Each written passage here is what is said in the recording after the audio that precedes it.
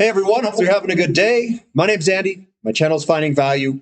Again, we're going to hit up Twitter today. We're going to see what's going on there. I usually go there and kind of look to see what people are sharing. And it's obviously going to be filled with commodities and stock market financial related stuff. I'm going to interject my financial opinions about everything. And if you guys want to join a community, definitely check out finding-value.com. We have a website. The Platinum membership. We have a Discord on there. We have Platinum question and answer sessions on the weekends. This one coming up is Sunday at 5 p.m.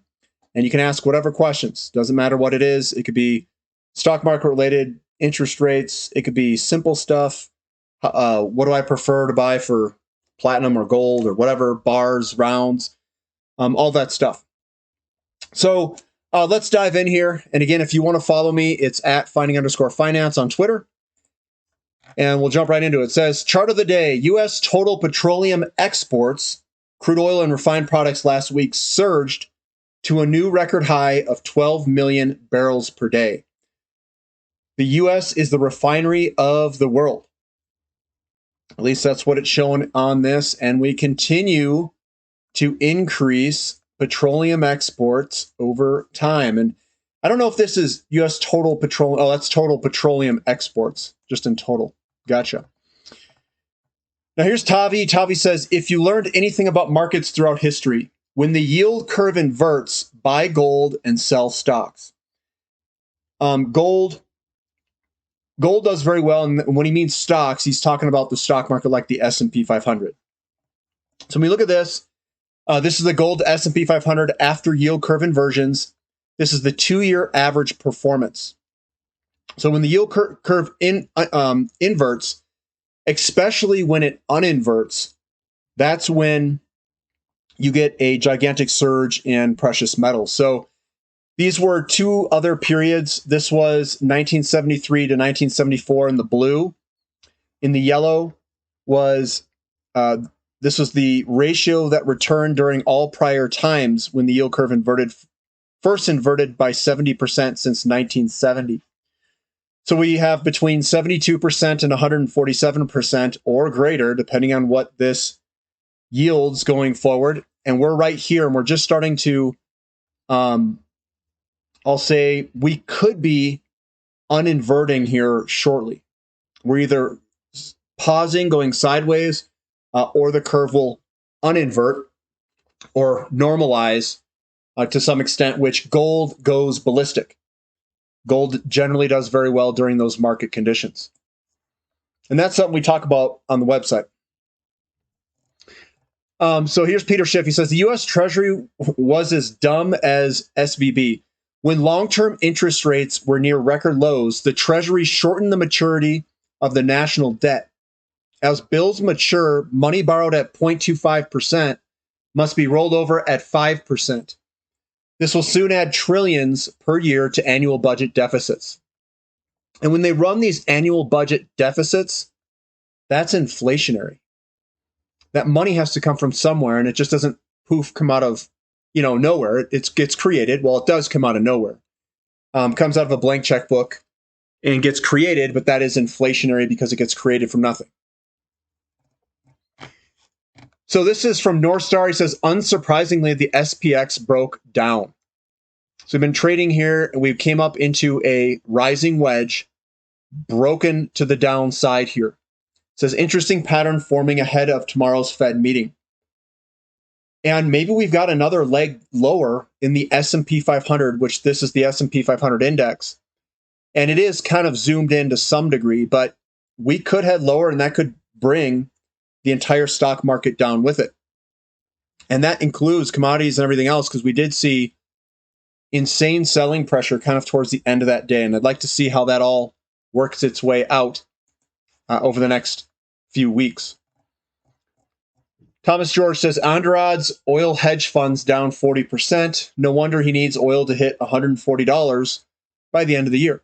The hopium is strong, but he's got a chart overlaid. This is 2020 to 2024 in the orange. That's what we're scribing out right now.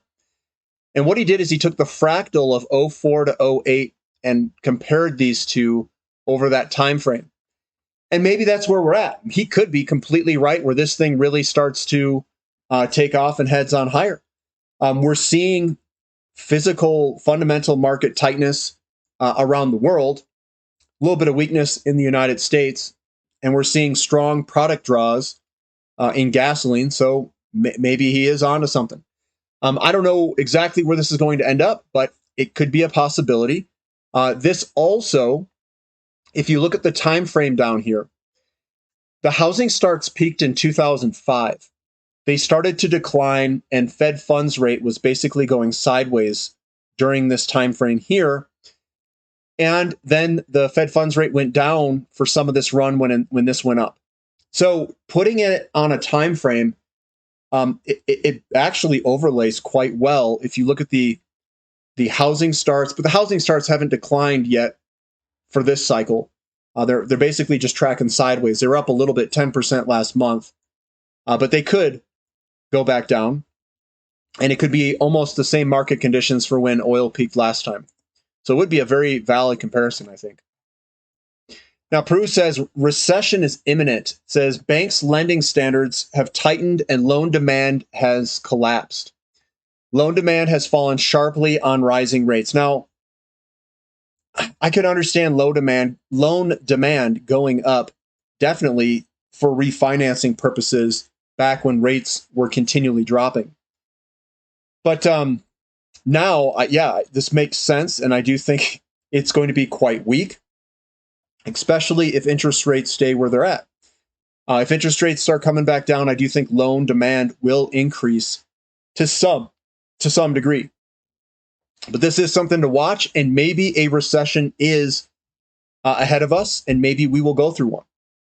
I am open to it because we are slowing down the housing market. Housing starts are still relatively high, but we could lose the housing starts at any point if rates remain very high. So it is something to watch. And we are seeing rates looking like they want to fall lower. And that's kind of a double-edged sword, because usually the economy starts to weaken. Rates want to come back down, but that would also strengthen the housing market with rates coming back down. So interesting dynamic there. It says bye-bye to the dollar. This is the DXY. Here's your trend line. That we've broken that trend line. We've been looking at this on the dailies, and this is starting to sell off, and it looks like we could definitely head lower. We saw this happen early to mid-stage of the last commodity bull market in the mid-2000s. We saw the dollar break its uptrend line. We saw it start to decline. I think that this is tied to interest rates. Interest rates, when they go up, it seems like as interest rates go up in the United States faster than all the other countries, you get a strengthening dollar. And then when our monetary policy is looser than other monetary policies, our dollar starts to weaken. And perhaps with us pausing and with us maybe even lowering rates out in the future at some point, maybe the DXY is going to come back down, which is a bonus for especially precious metals and some of our commodities. Game of Trade says yield curves inversions have an exceptional track record of anticipating recessions. This time is not different. And I'll just say, I don't think they anticipate a recession. I think that the yield curve inverts before recessions or prior to recessions. It's the market conditions of inflation slowing down, going to disinflation. And then the yield curve, basically, he says the curve has been steepening. But the curve comes back up. I'll call it, it normalizes, what I call it. And that's when things typically tend to crash. And that's where you get the recessions and stuff. So the increasing in interest rates eventually runs its way through its course, and you end up with a recession. Lower demand for loans and all that stuff comes through the system. And that's what we're looking for and watching for. He says, uranium bull thesis makes absolute sense. Rick Rule laying out the facts. Either the price goes up or the lights go out. I wanted to make a comment. That's why I shared this. One of the things that is happening is that rolling blackouts are happening. So they still haven't, I would say, created any new uranium or nuclear power plants for uranium. They're just letting the lights go out and trying to control rolling blackouts, at least in California and some of these other states. So I don't know. Maybe they're okay with the lights going out. I don't know. It's kind of crazy with some of these states. This is from Compounding Quality. It says cheaper stocks outperform the market. Based on the price to earnings ratio, the 20% cheapest stocks outperformed the S&P 500 by 3.2% per year between 1957 and 2006. You can see from 57 all the way to 2006, it's a vast outperformance. The S&P went from $1,000 to $174,000. The low PE went to 500 to 700,000. That's crazy returns there. That's also over a very long time frame. Okay, Cuppy said, I like big draws and I cannot lie. So we had big draws in our final products, refined products, I should say. We still had a build in crude of about 1.1 million barrels in crude. Now here is the beta data for uranium stocks. Beta is a measure of a stock's volatility in relation to the overall market. Good tool in volatile markets such as we have now. It looks like Standard Uranium and Baseload are really volatile companies. There are also some small exploration companies. We do see UEC, that's up at around 2.03. UROY is also around 2. Those are very similar and well-liked companies, it seems like. Bannerman's up there, 1.85. We got NextGen, 1.78. Paladin. We've got Consolidated Uranium there. Global Atomic and UU got what I need. Fission Uranium. These are all kind of big beta companies, and then those generally outperform when the market conditions are favorable for uranium. Conversely, they also drastically underperform when the conditions are not favorable. So this is a good chart. If you want to take a look at it, it's on my Twitter, and I've got it on the feed there. So Cornerstone Analytics saying many argue U.S. oil demand is soft, so it must be bearish oil prices. Meanwhile, they ignore U.S. oil demand is only 20% of global total. The remaining 80% rest of the world. They're demanding U.S. barrels at a record rate. Don't forget, it's a global system. And that's chart of the day that he was talking about, but he's wanted to cover that there. Gasoline storage is now at the lowest level for this time of year in recent years. There's 2003. We're way down here. And this is generally when we start to draw down our inventory levels. So we're starting the year with very low gasoline storage levels. And we're about to start what I think is going to be a big drawdown over the summer, spring, summertime. This is updated oil and refined product inventory charts based on the latest weekly data, positive, and includes another 2 million barrel adjustment in oil inventories. So this is all of our inventories. You can see inventory 68 million barrels above the 5-year minimum. The way they got this commercial inventories levels to where they were, they just depleted all the strategic petroleum reserves in order to keep this level up. So the oil price is being priced off of the commercial oil inventory levels, and they viewed the SPR releases as actual supply. That's how they viewed it. The United States distillate inventory is very low. It's almost below the 5-year average there. It says inventory 4 million barrels above the 5-year minimum. We've got this is for gasoline inventory. Inventory is 3 million barrels below the 5-year minimum. And then the Cushing inventory, United States Cushing inventory, says inventory 12 million barrels above the 5-year minimum. So like basically right in the average area. So that's what we've got for inventory levels for crude oil. Patrick says, is JP Morgan a big bank priced in gold? It is very close to a full meltdown. And what this is it's just basically saying that oil and a lot of these different commodities could outperform JP Morgan and other stocks. That's really what it's saying. And it's the bull area for oil, gold, silver, and uranium, very close to a meltdown. And he means meltdown by the valuation. That happened in the 1970s. You can see in the 1970s, they had a vast outperformance of those commodities. We had a brief period where it went back on up. We had another gigantic drawdown from 2000 to all the way down to 2011, 2012. And then we're going to see another drawdown, most likely, where they outperform. Good chart. Now, here's the best EIA petroleum stock data for 23. This is total commercial petroleum stock draw of 10 million barrels, implied WTI fair value of $71, close to current market price. And what he does is he takes the inventory levels, plots them on here, and says the normalized total petroleum stocks, given draws and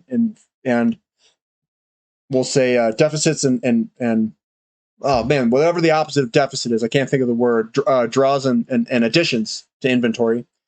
And this is your price.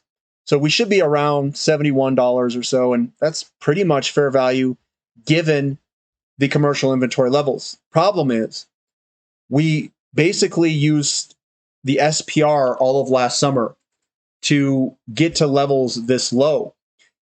We could very easily draw and push this all the way over here very quickly if we don't have SPR releases and not have that supply. So we could easily get back into the $100 and something range quite easily if that demand comes back like it normally does every summer and we don't get any new supply. It's coming on down. It says, last big rate cycle, Fed pivot, oil skyrocketed. Yeah, so what he's looking at is the Fed funds rate, and then he compares it to the oil price, which is the blue. You could see that we were coming up in the Fed funds rate. We were kind of going sideways here. We pulled back when they paused, and then we took off again in a blow-off type top, and then they started to even lower rates for some of that blow-off top. This is when you got to run for the hills, is when that starts to come back down and we start to see weakness in oil prices. We got to run for the hills. Now, we could see the same type of move here in 2016. We were coming on up, and that was during the rate hikes. We paused in the rate hikes. We came back down. We had a little blip higher when they started to go back down, and then they crashed. We have another area where we could be pausing. We very well could come back up. Maybe we do a double top, 120, 130, 140, whatever it is. And then we start to head lower. So that's what we're looking for. And it depends if you're a long-term investor versus a short-term investor. Either way, I think that if we come back up this summer, we may have weakness in the markets, and we'll have to see what that looks like. And we may have to look at potential exit points if we get some of these patterns to come up and we get a lowering in the Fed funds rate.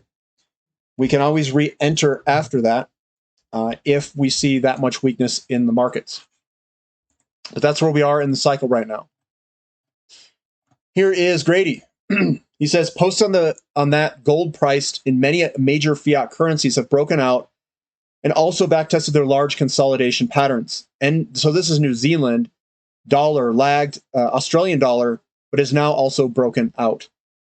So this is gold breaking out against a variety of different currencies, and says the next fiat debasement leg is now happening. That fiat leg, and he's completely right on this, 100%. Gold does very well when you're in a late cycle, and then they're going to reflate, and it seems like it prices in that reflation that all these countries do. Then that reflation goes and it pushes back up the oil price after that money comes in the system. And it takes about 12 months or so to hit basically the oil price. But yeah, gold's pricing that reflation in now. It says, if I knew this was coming 3 years ago, the Fed and ECB must have known also. This is a disaster. Unlike the 50s, 60s, 70s, debt to GDP is above 100% and rising. Inflation can't be contained by rates without collapsing the financial system. Yeah, and basically what happens is we hit this line and we keep getting lower and lower rates, but we've broken through what he considers to be the pain line.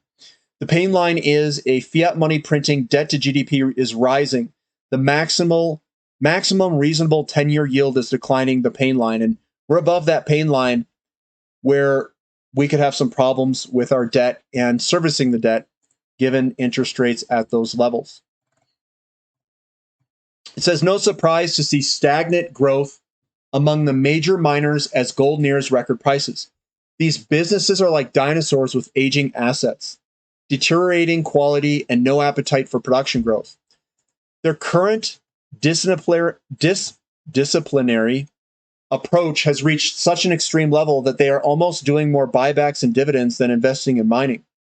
If you ask me, there has never been a better time to rebuild this industry with exciting new projects. The macro case for owning precious metals continues to firm up, setting the stage for earlier stage mining companies to perform exceptionally well. This is your Philadelphia Gold and Silver Index, massively underperforming the physical price of gold. And there's this big gap, and a lot of people say, "Oh, this gap will close." Guys, these guys need new projects. They need something to dig out of the ground. And if we get expensive oil prices, I'm not sure what that does to the price of gold. I think the price of gold is going to go higher. I just don't know what the actual mining companies are going to do. It's very interesting because people think that the mining companies, they're going to go up. It's a leverage play. I'm not so sure anymore. I mean, if your assets are declining and you're running out of the actual metals in the ground to get out of there, I don't think some of those companies are going to do as well as what maybe most people think. Gold price, the physical metals prices are going to do insanely well, I think. Insanely well, with very low risk. It says gold is a safe haven and copper is an industrial metal that usually does well in good economic conditions. Dr. Copper. Look at what happened during the inflationary 70s. Hold on for what is to come. The gold to copper ratio has often bottomed historically when interest rates peak. So we're coming on up here, and that's the big move for the gold versus copper monthly. It's a gold to copper ratio. We've done the shoulder, head, shoulder, inverted, and then I think we're going to get a whole new, maybe up leg, where gold outperforms copper in an inflationary period. That's what this chart could potentially suggest. So that's where I have it. That's what I've got for today, guys. I would say right now, I like gold quite a bit and precious metals, gold, silver, and platinum. And I like the physical metals. I just think the risks there are so much lower than the mining companies. And I think you have to be very selective on the mining companies that you select to own and to expect higher prices. I should say stock prices of it, because if their cost curves are going higher, their assets are depleting. That's not a good combination. That's what I'll say. I like the royalty companies quite a bit. That's where I've been looking. So that's what I've got for today, guys. Give me a thumb up for the content. Subscribe to the channel. Check out the website. You can subscribe to the website if you'd like. Love to have you there and join our community. And that's what I've got for today. We'll catch you later. This is Finding Value.